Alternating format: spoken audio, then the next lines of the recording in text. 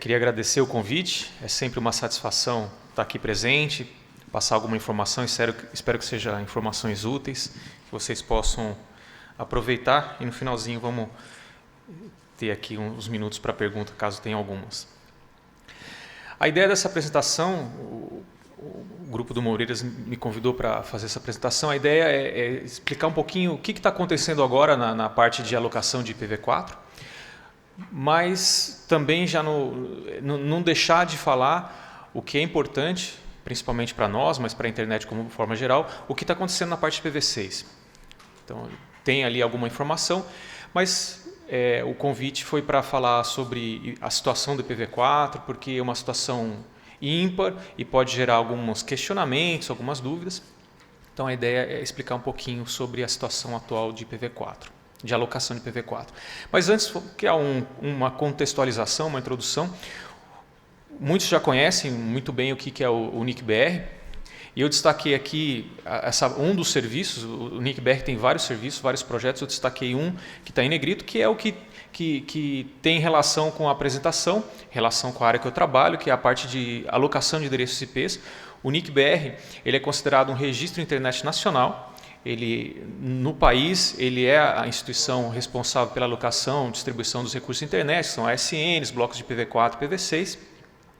Mas ele tem outros projetos, muitos de vocês conhecem muito bem, e talvez já tenham visto várias vezes esse slide que mostra um pouquinho a estrutura do NIC-BR, as suas diretorias, os seus projetos. São projetos que vocês possivelmente já conheço, mas na página do NIC-BR tem todo o detalhe. Mas voltando aqui à parte da contextualização, como eu havia falado, o NIC-BR ele é um registro internet nacional e isso não surgiu por acaso. Inclusive o NIC-BR, ou a instituição que precede o NIC-BR, já fazia esse papel de distribuição de recursos internet, a FAPESP na época, já tinha essa função de distribuir os recursos de internet para as organizações e naquela época majoritariamente acadêmicas, recebiam os seus recursos de endereçamento internet da FAPESP e que sucedeu a FAPESP nesse serviço foi o NIC-BR, que continua fazendo. Nesse interim surgiu uma instituição regional, que é o LACNIC, e o NIC-BR foi, inclusive, um dos membros fundadores que apoiou e suportou a criação do LACNIC e foi depois reconhecida formalmente pelo LACNIC, uma vez estabelecido na região como um registro regional, ou seja, aquela instituição que distribui os endereços IPs para a região da América Latina e do Caribe. O NIC-BR foi reconhecido formalmente pelo LACNIC como sendo um registro nacional. Aqui na região da América Latina e Caribe, além do NIC do Brasil, também há um registro nacional no México, que tem uma situação bastante similar com a do Brasil. Ele já tinha essa função antes do surgimento do LACNIC, foi um dos membros fundadores do LACNIC e, por consequência, também foi reconhecido formalmente e continua atuando como registro nacional. Então, só para dar uma contextualização que existe uma organização, existe uma estrutura em tudo isso. Ampliando um pouco mais o cenário, a gente vai ver que tem registros regionais em outras regiões. O mundo, nesse contexto de distribuição de endereços IPs, distribuído em 5 partes. Temos aí o ARIN na América do Norte, o RIPE-NCC na Europa, o APNIC na Ásia e Pacífico, a AFRENIC na África e o LACNIC, como eu já havia mencionado, aqui na região da América Latina e do Caribe. E eu coloquei esse gráfico também para destacar como é que é essa hierarquia da distribuição dos recursos. Então, a IANA, que é esse quadro verde que a gente tem aí no topo, é uma figura importante. A gente vai mencionar um pouquinho mais sobre a IANA, então achei interessante ter essa introdução do que é a IANA. Então, é ela que é o topo nessa hierarquia de distribuição dos recursos. Todos os recursos não alocados, não distribuídos ainda, são administrados pela IANA, que repassa para os registros nacionais que estão no nível abaixo nessa hierarquia, para que possam então distribuir para as empresas e interessados nas suas regiões, como aquela que nós vimos, 5 regiões no mundo, então cada um cuidando da sua parte. E embaixo, logo abaixo dos registros regionais, são aqueles que vão utilizar esses recursos, sejam provedores de internet, sejam outras instituições que precisam desse recurso e justificam a alocação desses recursos mediante as políticas e regras que estão estabelecidas nesses registros regionais. Só destacar que tem grupos aqui que tem uma caixinha roxa que diferencia, que são os registros nacionais. Então, dentro do LACNIC, dentro da estrutura do LACNIC, dentro da estrutura do APNIC, existem essas figuras dos registros nacionais, que eu já mencionei um pouquinho aqui, no nosso caso, no Brasil e no México. Bom, isso aí foi só para dar uma introdução de que existe uma hierarquia, que existe uma organização nessa distribuição, existem regras políticas. Depois, no finalzinho, eu falo um pouquinho, inclusive, de como a gente pode participar da implementação dessas regras e políticas. Agora, já entrando no cerne da apresentação, houveram algumas datas importantes que marcaram etapas do esgotamento do IPv4.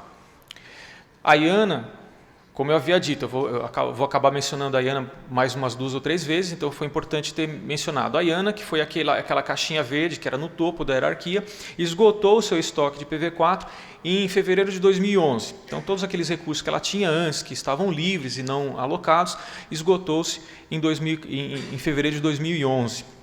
Logo em seguida, o APNIC, que é aquela organização responsável pela Ásia e Pacífico, esgotou em abril o seu estoque regional. E assim foi. No ano seguinte, o RIPE-NCC na Europa, em setembro de 2012. Passado 2 anos, em junho do ano passado, o LACNIC também esgotou seu estoque. Foi anunciado nas listas. O ARIN esgotou recentemente. Em setembro desse ano, ele esgotou seu estoque. E o AFRENIC é o que tem ainda uma grande quantidade de endereços. Existem previsões aí que duram talvez aí mais uns 3, 4 anos. Em janeiro de 2019 seria a previsão de quando vai se esgotar o estoque de endereço IPv4 na região da África. Vamos lá. Então, aí dá aquela ideia. Bom, esgotou, acabou mesmo. Só que não é bem assim. Esgotou a forma tradicional de se distribuir aqueles endereços, mas cada um manteve, com as suas devidas preocupações, um estoque para distribuir de alguma forma específica e especial. Então, a IANA, que teria esgotado seu estoque em 2011, na verdade, recebeu outros endereços a partir de então, desde 2011, que foram aqueles endereços recuperados. Existem processos para recuperar endereços que haviam sido distribuídos, mas que não estavam em uso, para que possam ser colocados de volta no mercado para serem utilizados por aqueles que precisam. Então, a IANA passou a ter um estoque de endereços recuperados. Os registros regionais também têm um estoque para políticas de distribuição especiais. Alguns chamam de terminação suave ou até reservas para usos especiais. Então, assim, esse esgotamento não é total. Existem ainda alguns estoques, é o que a gente vai falar logo em seguida. Aquele estoque da IANA de endereços recuperados, ele começou a ser utilizado, ele começou a ter os seus endereços distribuídos em maio de 2014. Existe uma política específica de como esses endereços são distribuídos. Então, começou-se a distribuir em maio de 2014. As alocações são feitas 2 vezes no ano, em março e em setembro. Então, um pouquinho antes de março, um pouquinho antes de setembro, a IANA verifica o seu estoque, calcula lá quantos endereços estão disponíveis para serem alocados desse estoque, e 1/5 é alocado para cada registro regional. Isso começou em 2014, maio de 2014, então tive maio de 2014, setembro, março e setembro desse ano. Já foi distribuído mais ou menos quase 5 milhões de endereços IPv4 para os registros regionais desse estoque da IANA. Dentro dos registros regionais, como eu havia dito, também não acabou tudo. Existem algumas reservas. Alguns chamam de reserva para terminação suave e tem umas que são para usos especiais. O APNIC, ele reservou o último /8, a última alocação que a IANA fez para eles, lá em 2011, para distribuição em /22 para os seus membros, mas só que uma única vez. Então, qualquer provedor, internet ou qualquer outra organização na região do RIPE-NCC que justifique a alocação de endereço IPv4 pode receber um /22, mas uma única vez. Sejam eles já estabelecidos ou aqueles novos que entram nesse mercado recebem uma única vez um /22 ou 1024 IPs. O RIPE NCC, eu vou pular um pouquinho a ordem, mas para falar que é semelhante, o RIPE NCC também tem uma política tal qual essa. O seu último /8 é distribuído dessa forma para qualquer empresa que justifique essa alocação, uma única vez, um /22. E o ARIM, que teve seu estoque esgotado, seu estoque normal, tradicional esgotado agora em setembro, também tem uma política especial, que é um pouquinho diferente dessas outras. Ele reservou um /10, desse último /8 que ele recebeu da IANA, um /10 ficou reservado para políticas, para implementações de PV6. Dessas alocações entre /28 e /24, o provedor tem que demonstrar que ele precisa um espaço adicional ou novo, a parte daquilo que ele já tenha, especificamente para implementar IPv6. Ele tem que mostrar o que é essa implementação, dar detalhes e depois comprovar, inclusive, o uso desses endereços de acordo com essa justificativa, ou seja, de acordo com a implementação IPv6. Então, é uma política especial.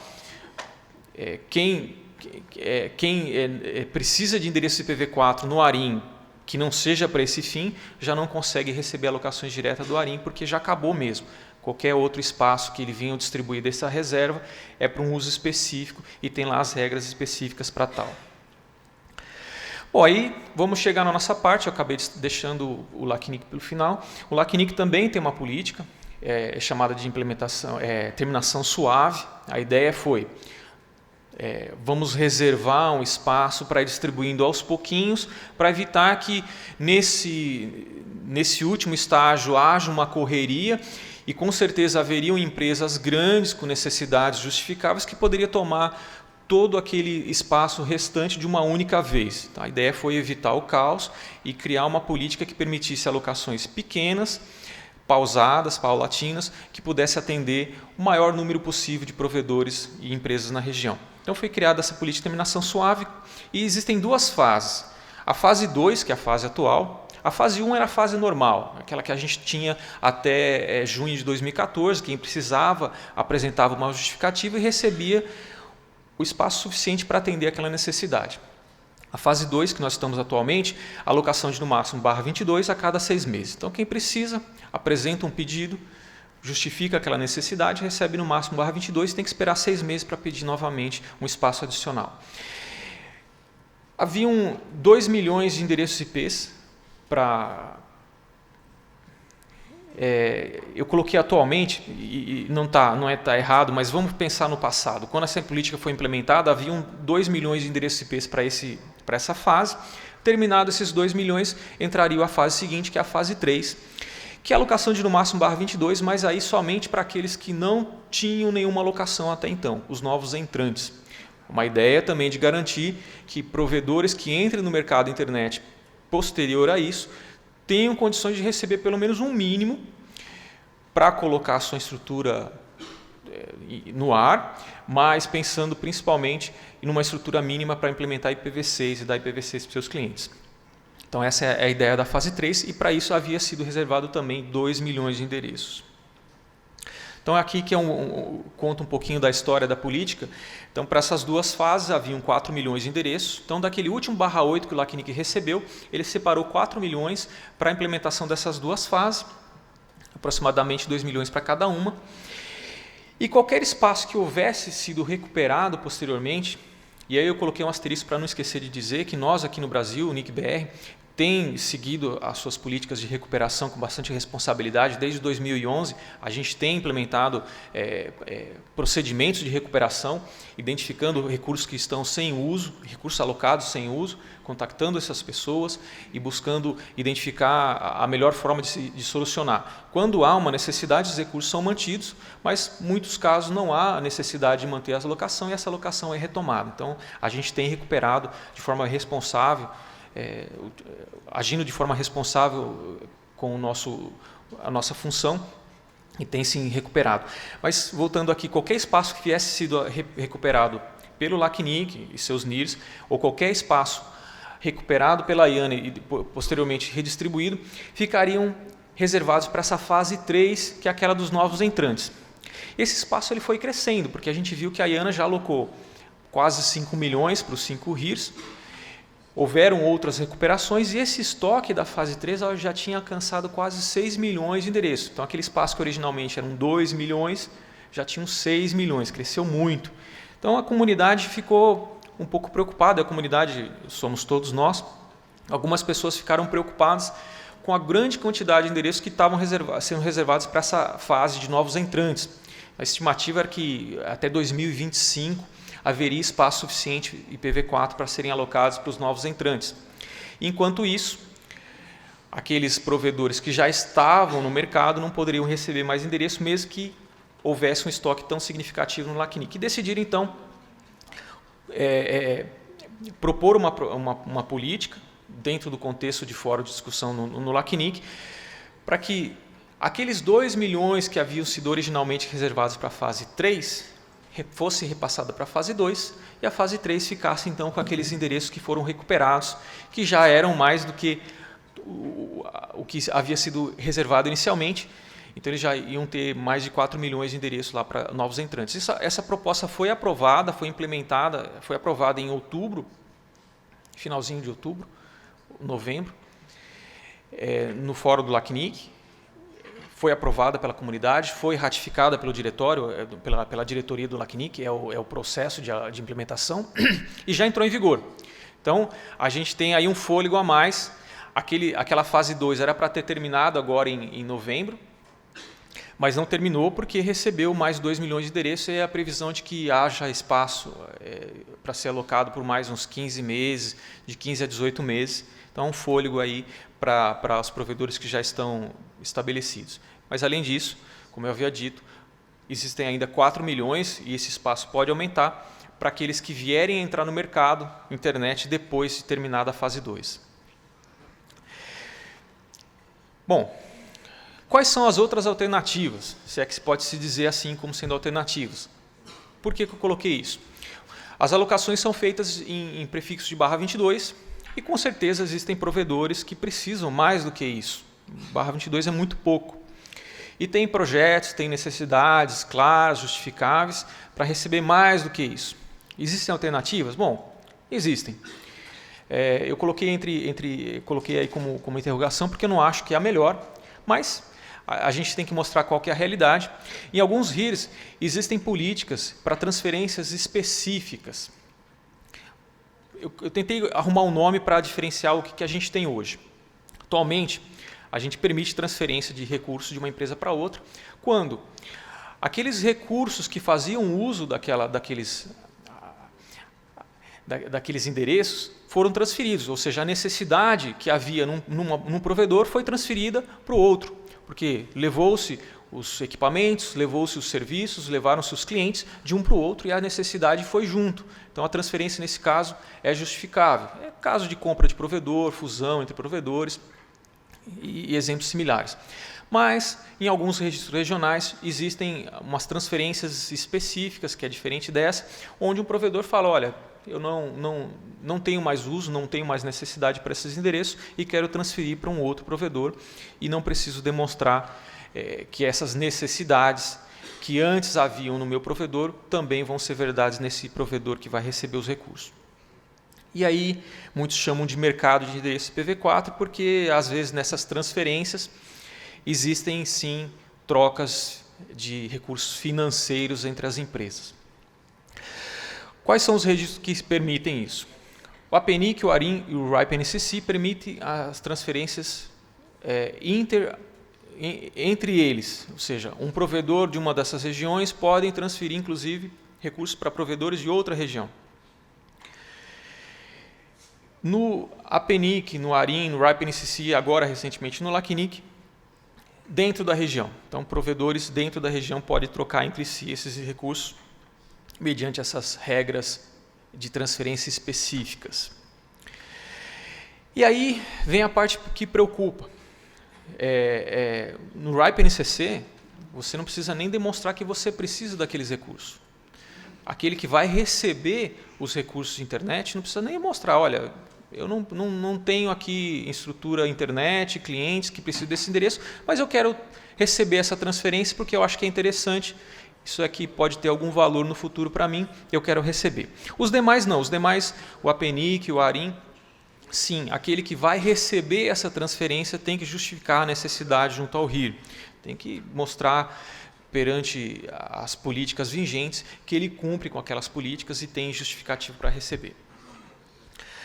E aí, esse último ponto é uma observação pessoal, eu queria destacar bastante, que é uma observação pessoal minha, de que os IPs acabam sendo tratados como commodities, mas não são commodities. Commodities é aquela coisa que você consegue produzir em grande quantidade e passa a ter um valor quase que comum estabelecido, você consegue negociar isso, mas IPs não são commodities, IPs não estão sendo produzidos, ele é um espaço numérico finito que já está na sua terminação, então não são commodities. Muitas pessoas nesse meio insistem em dizer que as transferências são legais e são justificáveis porque os IPs são commodities e os valores desses endereços são estabelecidos pelo mercado de acordo com oferta e demanda. Mas eu não sou a favor disso, porque não tem produção de IPv4 abundante, os IPs são numéricos, são finitos e já estão no seu final. E do meu ponto de vista, também contraria uma das RFCs 7020, que estabelece como deve ser o funcionamento dos registros regionais e como deve ser a distribuição dos recursos. Ali tem alguns pontos que falam, inclusive, que a distribuição tem que ser feita com base em necessidades justificáveis daqueles que vão utilizar esses recursos nas suas redes em operação. Então, é justamente alocar para quem precisa e para quem vai utilizar. Infelizmente, não é o que está acontecendo em algumas regiões, onde existem até transferências com pensamentos financeiros nesses recursos, ou seja, vou reservar isso daqui porque um dia isso aqui vai valer muito, eu vou fazer dinheiro com isso. Isso é uma pena porque não é esse o objetivo dos endereços e não eram esses os objetivos dos registros regionais quando foram criados. Aí a alternativa definitiva que para esse cenário é o IPv6, quer dizer, o IPv4 teve a sua vida, teve a sua importância, a internet continuou crescendo, se tornou cada vez mais importante e ela tem que continuar. Como é que ela vai continuar? Com o IPv6. Essa é a alternativa definitiva. Quer dizer, o IPv4 está terminando, ainda bem que tiveram pessoas que implementaram um substituto para o IPv4. Não foi a sua implementação não foi da forma esperada, mas a gente está vendo que finalmente estamos chegando ao momento de real uso do IPv6 e essa é a alternativa para o futuro. Todos os registros regionais têm políticas muito fáceis para alocação de IPv6, da forma bem fácil do seguinte: olha, eu tenho já IPv4, quero IPv6, beleza, está aqui sua alocação mínima. São políticas bem fáceis mesmo para distribuir IPv6, deixar esses provedores prontos e preparados para a utilização. E essas políticas de terminação, que eu comentei, inclusive do LACNIC especificamente, para o provedor receber esse espaço /22, seja como novo entrante, ou seja, a cada 6 meses, ele tem que demonstrar que ele já tem alocação de IPv6 e já tem algum plano de uso. Então, a gente dá o IPv4, mas olha, você já tem que pensar no futuro e está aqui o seu bloco IPv6 para você começar a pensar, a planejar e implementar. E aí, falando um pouquinho de estatística de IPv6, aqui no Brasil, mais de 85% daqueles que já detêm sistema autônomo e as suas alocações de IPv4 têm também IPv6. Mais de 85% dos nossos provedores com sistema autônomo já estão prontos de alguma forma para implementar IPv6. Isso daqui, essa estatística eu tirei do site do NRO, tem aqui a URL, depois vocês podem baixar o PDF. Essa estatística é regional, mostra como é que é essa porcentagem nas outras regiões. A região do LACNIC acaba se destacando, 80% dos provedores com sistema autônomo na região do LACNIC já tem IPv6, mas o Brasil está até maior do que isso, 85% na nossa região, no nosso país. Aqui algumas estatísticas em relação ao volume de alocações, então a quantidade, o número de alocações que a gente tem feito por ano tem crescido e cresceu, teve um pico aqui entre 2009 e 2010 e uma aceleração bastante significativa a partir de 2013, mas só alocar não é o suficiente, alocar é bom, mas o mais importante é utilizar. E aqui eu tirei algumas estatísticas, não sei se, espero que esteja fácil de ler, mas no site do Grupos do Moreira, no Ceptro, tem essas estatísticas, mas eu achei interessante aqui para mostrar, olha, a gente teve um volume grande de alocações e ainda bem que em 2015 a gente tem também estatísticas mostrando o crescimento do uso. Então, só nos últimos 6 meses, a gente passou de 1,6% de utilização, ou seja, usuários chegando a conteúdos com IPv6, para 7,5%. Crescimento nos últimos 6 meses. Mas se a gente pensar no último ano, desde novembro, dezembro de 2014, passamos de 0,2%, estávamos abaixo de 1%, para 7,5%. Então, um crescimento muito, muito importante em 2015, e isso não para. Tudo bem que a gente teve aqui quase que uma estagnação, mas isso daí vai crescer bastante em 2016. Mas já é algo significativo. E, finalmente, a gente tem internamente no NIC-BR algumas estatísticas de acesso ao nosso site. E isso aqui é acesso aos nossos sistemas, aos sistemas do registro BR, com clientes chegando com IPv6. Então, nós passamos de 0,34% no final do ano passado para 11,5% nesse ano. Então, é um crescimento significativo, até um pouquinho maior do que aquele que a gente viu anteriormente, de 7,5%. Então, aí alguém pode pensar, mas é um site muito específico, de usuários específicos. Pode ser, mas se a gente está recebendo esse tráfego IPv6 é porque a rede do cliente ou a rede daquele usuário está pronta para IPv6. Se é uma rede residencial, os seus provedores residenciais estão oferecendo IPv6 para os seus clientes. Se é uma rede de provedores, vamos imaginar que 100% desses usuários do nosso sistema sejam provedores de internet, a rede desses provedores de internet está pronta e a rede dos seus provedores de trânsito também estão pronta. Então, de qualquer forma, isso tem o seu valor e tem o seu significado. Mas eu não acredito que isso aqui seja muito diferente de outros provedores de conteúdo que têm o IPv6 disponíveis. Isso daqui reflete a realidade de uma forma geral. O que a gente está vendo é muito parecido com o que outros provedores que têm o conteúdo IPv6 estejam vindo. É um reflexo da implementação IPv6 aqui no Brasil. E, finalmente, já terminando, é o último slide, eu falei algumas vezes de políticas, de regras, de implementação, inclusive de fórum de política. E eu queria destacar aqui um slide um pouco saindo dessa parte estatística, de como participar. Essas regras e políticas elas são implementadas pela própria comunidade. Quem que é a comunidade? Somos todos nós.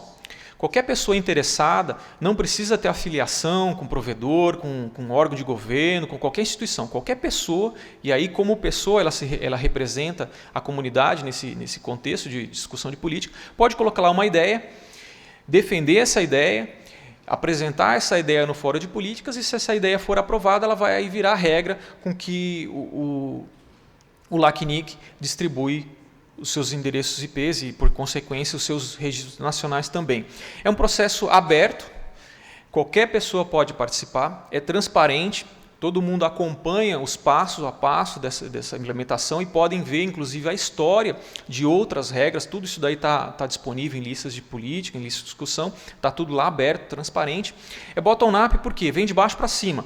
Não é uma instituição ditando aos seus usuários como é que devem ser a distribuição, senão que é o contrário. Os usuários decidindo quais são as regras que o executor que está no topo da cadeia vai operar. Processo bottom-up. E decisões importantes acabam sendo tomadas pela própria comunidade. Um exemplo foi esse que eu citei da extensão da fase 2. Se não houvesse tido esse interesse por parte da comunidade em estender a fase 2, a fase de alocação que nós estamos atualmente, ela teria terminado. Finalzinho de novembro, entre 26 e 28 de novembro, teria terminado e a gente não estaria fazendo mais alocações adicionais para os provedores que têm necessidade, somente para novos entrantes. Então, houve aí uma parcela da comunidade preocupada, colocou uma proposta, discutiu, defendeu e ela foi aprovada e foi implementada. Eu coloquei também aqui o link no site do LACNIC, onde tem a lista, a participação é prioritariamente na lista. Então, convido a vocês, quem não está inscrito, que se inscrevam nessa lista, acompanhem a lista, é fácil, é tranquilo, embora seja no contexto da América Latina, tem ali muitas mensagens em espanhol. Eles são receptivos a qualquer idioma, inglês ou português, e qualquer dificuldade eles podem ajudar a esclarecer um ponto do idioma que não tenha muito claro. Mas, novamente, a discussão, o processo se dá majoritariamente nas listas, mas durante 2 vezes por ano, durante as reuniões do LACNIC, existe uma sessão específica para o fórum, onde as pessoas apresentam fisicamente as suas ideias, discute com a comunidade e há a votação, se isso aí vai ser implementado ou não. E eu acho que é isso. Se alguém tiver alguma dúvida, um comentário.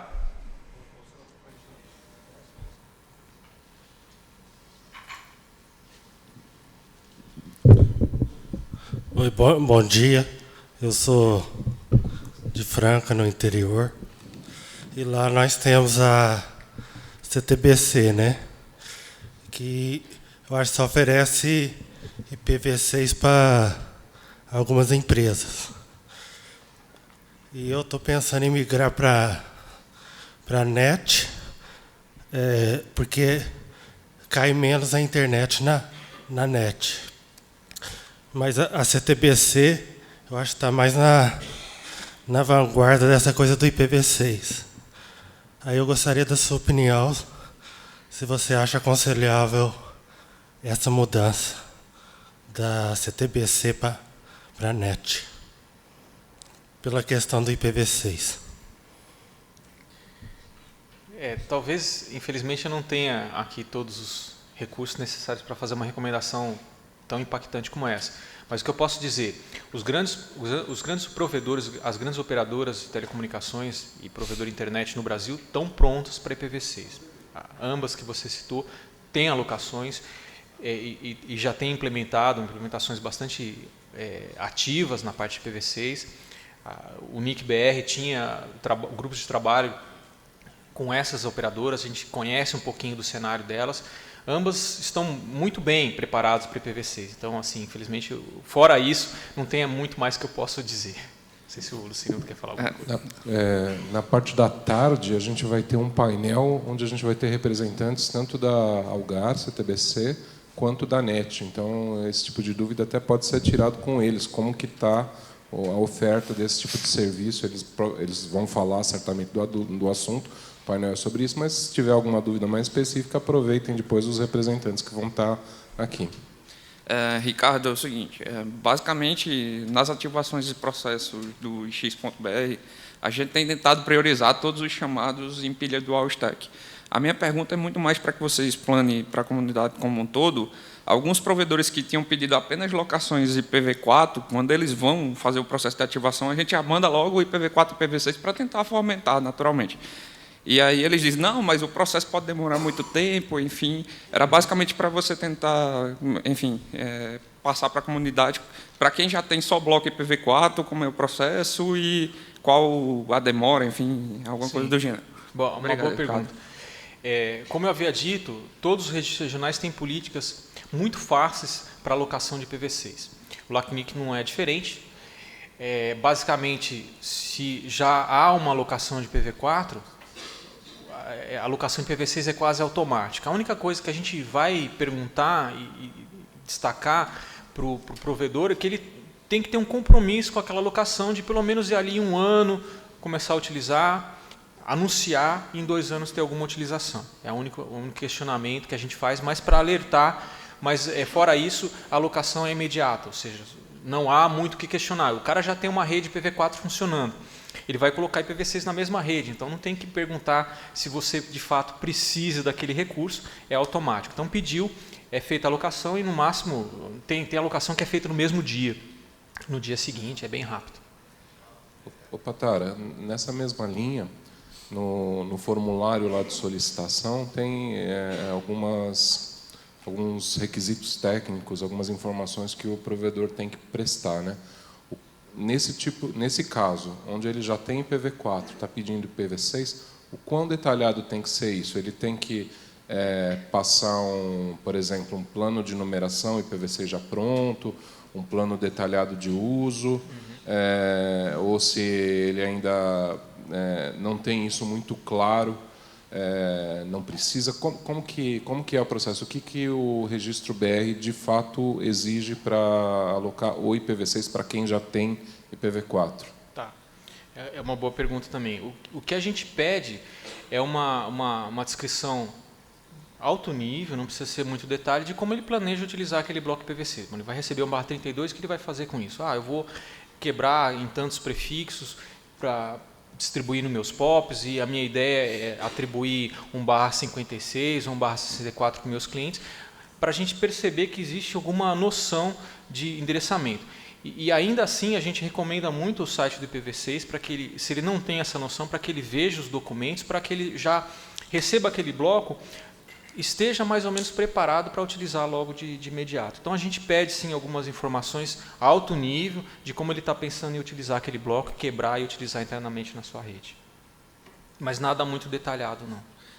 Por fim, também, só para garantir, ainda na mesma temática, vocês não checam a questão se o trânsito dele consegue propagar para frente, alguma coisa do gênero? Só porque, por exemplo, acredito que se está pedindo um bloco para conexão com o PTT, tudo bem, aí ainda é válido porque já tem serviço, CDN, que está propagando conteúdo em IPv6 e meio que se justifica. Mas alguém que não está conectado numa rede que consiga propagar para frente, eu não sei se vocês têm alguma restrição.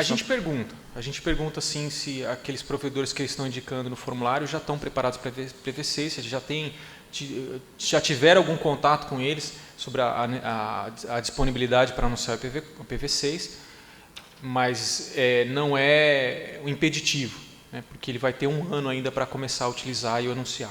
Muitas vezes ele fala que vai anunciar via túnel, para a gente também não tem problema. Mas a gente pergunta assim, justamente para deixar o cara preparado. Olha, eu vou receber isso aqui, vou guardar? Não, eu tenho que ter um plano, tenho que pensar que eu vou ter que contactar meu provedor, o upstream provider, para anunciar esse bloco em um prazo de 1 ano no mínimo, no máximo. Tá bom. Se não tem mais perguntas, peço uma salva de palmas para o Patara. Obrigado pela atenção. Eu agradeço.